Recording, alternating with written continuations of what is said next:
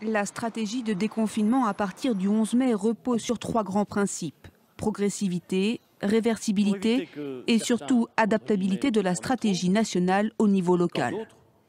Et sur la question complexe des masques de protection, le gouvernement a tenu à rassurer les Français. Nous recevons près de 100 millions de masques chirurgicaux par semaine désormais et que nous recevrons près de 20 millions de masques grand public lavables à compter du mois de mai. Grâce à la mobilisation de tous, il y aura donc assez de masques dans le pays pour faire face aux besoins à partir du 11 mai. Parmi les très nombreuses mesures annoncées, dans les grandes lignes, concernant le retour à l'école, il sera fait comme prévu sur la base du volontariat et il sera progressif. Maternelles et cours élémentaires rouvriront d'abord dès le 11 mai, puis collège la semaine suivante et plus tard encore les lycées. Les crèches également seront rouvertes. Les transports urbains sont l'une des clés pour la reprise, mais aussi l'un des domaines les plus complexes si l'on veut respecter des règles sanitaires strictes. Il est convenu que l'offre de transport augmente progressivement à partir du 11 mai. Pour réduire les flux, le gouvernement compte sur la poursuite du télétravail et sur le civisme des Français. Concernant la vie économique, l'un des points clés, les mesures précises étaient attendues, notamment concernant les commerces. Tous, sauf les cafés-restaurants, pourront ouvrir à compter du 11 mai. Un commerçant pourra subordonner l'accès de son magasin au port du masque. Le 8 avril, concernant le retour progressif à la vie sociale, le maître mot là encore est progressif.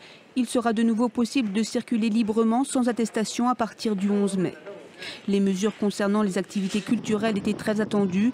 Les rassemblements publics seront limités à 10 personnes et il n'y aura pas de festival avant septembre.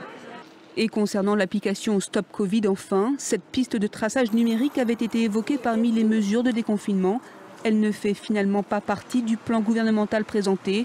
Son utilisation fera l'objet d'un débat et d'un vote spécifique ultérieur. Il nous faut donc progressivement, prudemment, mais aussi résolument, procéder à un déconfinement aussi attendu que risqué et redouté. Préférable dans de nombreuses circonstances de porter un masque plutôt que de ne pas en porter, et il me revient donc de le dire et de faire en sorte que cela soit possible. Grâce à la mobilisation de tous, il y aura donc assez de masques dans le pays pour faire face aux besoins à partir du 11 mai. J'invite toutes les entreprises, quand leurs moyens le permettent, à veiller à équiper leurs salariés. C'est une condition, elles le savent, elles le disent, de la reprise. Les régions et l'État mettront en place un appui aux TPE et aux travailleurs indépendants, au-delà des initiatives déjà prises par un certain nombre de branches ou d'organisations professionnelles. Une plateforme de e-commerce sera mise en place par la Poste à compter du 30 avril et distribuera à ceux qui en ont besoin chaque semaine plusieurs millions de masques grand public. À la sortie du confinement, nous serons en capacité de massifier nos tests. Nous nous sommes fixé l'objectif de réaliser au moins 700 000 tests virologiques par semaine au 11 mai. Pourquoi 700 000 ? Parce que le Conseil scientifique nous dit à ce stade que les modèles épidémiologiques prévoient entre 1 000 et 3 000 cas nouveaux chaque jour à partir du 11 mai. Parce qu'à chaque cas nouveau correspondra en moyenne le test d'au moins 20 à 25 personnes l'ayant croisé dans les jours précédents. 3 000 fois 25 fois 7, cela donne 525 000 tests par semaine. 700 000 nous donne la marge qui nous permettra, en plus des tests des chaînes de contamination que je viens de décrire, de mettre en œuvre des campagnes de dépistage.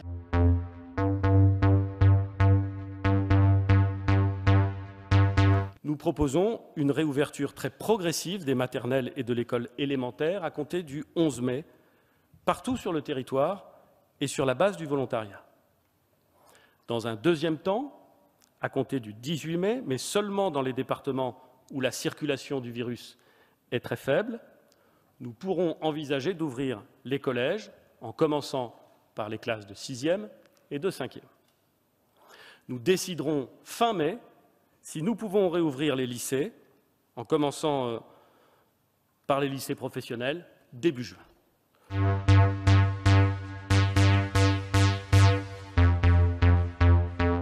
Je veux préciser que les grandes manifestations sportives, culturelles, notamment les festivals, les grands salons professionnels, tous les événements qui regroupent plus de 5000 participants et font à ce titre l'objet d'une déclaration en préfecture et qui doivent être organisés longtemps à l'avance, ne pourront se tenir avant le mois de septembre. La saison 2019-2020 de sport professionnel, notamment celle de football, ne pourra pas non plus reprendre.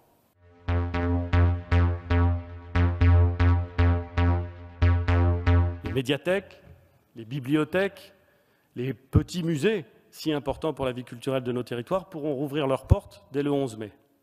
A contrario, les grands musées qui attirent un grand nombre de visiteurs hors de leur bassin de vie, les cinémas, les théâtres et les salles de concert, où l'on reste à la même place dans un milieu fermé, ne pourront pas rouvrir.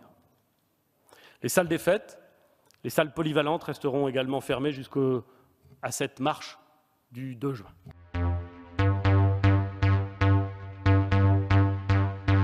Il sera à nouveau possible de circuler librement, sans attestation, sauf, comme je l'ai dit, pour les déplacements à plus de 100 km du domicile, qui ne seront possibles que pour un motif impérieux, familial ou professionnel.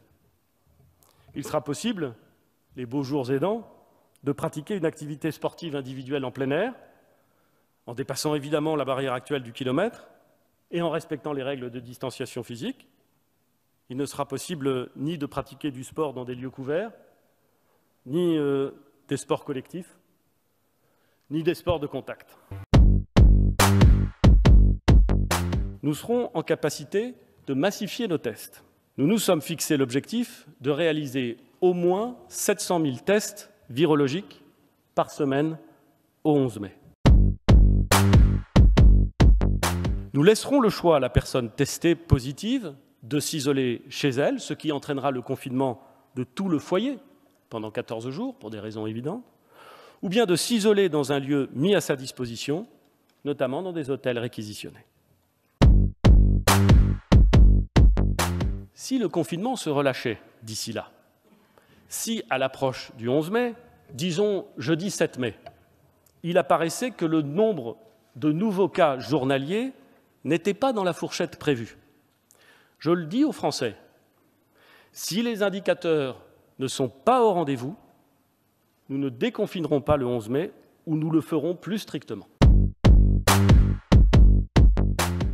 La Direction générale de la santé et Santé publique France ont établi 3 ensembles de critères permettant d'identifier les départements où le déconfinement doit prendre une forme plus stricte.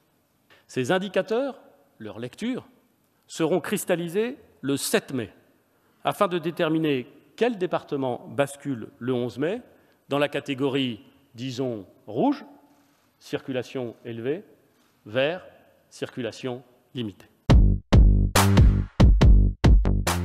Le port du masque est prohibé pour les enfants en maternelle. Il n'est pas recommandé, compte tenu des risques de mauvais usage, à l'école élémentaire, mais l'Éducation nationale mettra des masques pédiatriques à disposition des directeurs d'école pour les cas particuliers. Par exemple, si un enfant présentait au cours d'une journée des symptômes, le temps que ses parents viennent le récupérer. Enfin, nous fournirons des masques aux collégiens qui peuvent en porter et qui n'auraient pas réussi à s'en procurer, le port du masque pour les collégiens étant obligatoire. Les crèches seront également réouvertes. L'accueil par groupe de 10 enfants maximum sera possible, avec la possibilité d'accueillir plusieurs groupes de 10 enfants si l'espace le permet et si les conditions sont réunies pour que les groupes ne se croisent pas.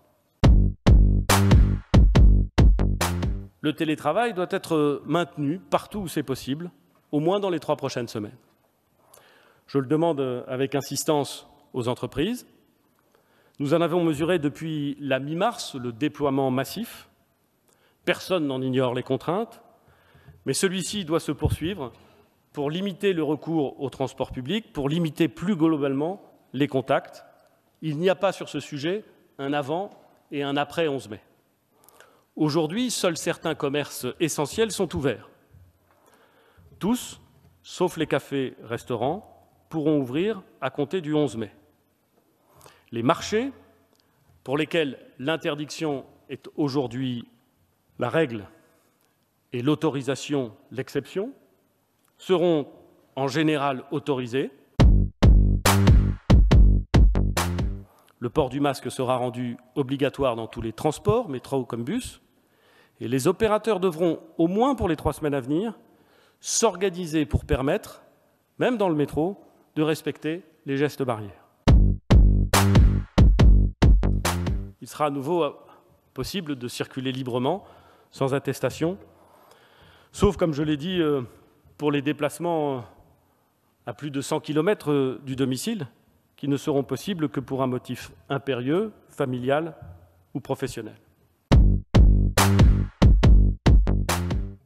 Il sera possible, les beaux jours aidant, de pratiquer une activité sportive individuelle en plein air, en dépassant évidemment la barrière actuelle du kilomètre et en respectant les règles de distanciation physique.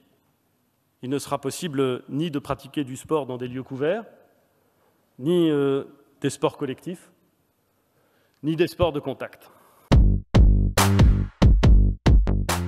Les médiathèques, les bibliothèques, les petits musées, si importants pour la vie culturelle de nos territoires, pourront rouvrir leurs portes dès le 11 mai.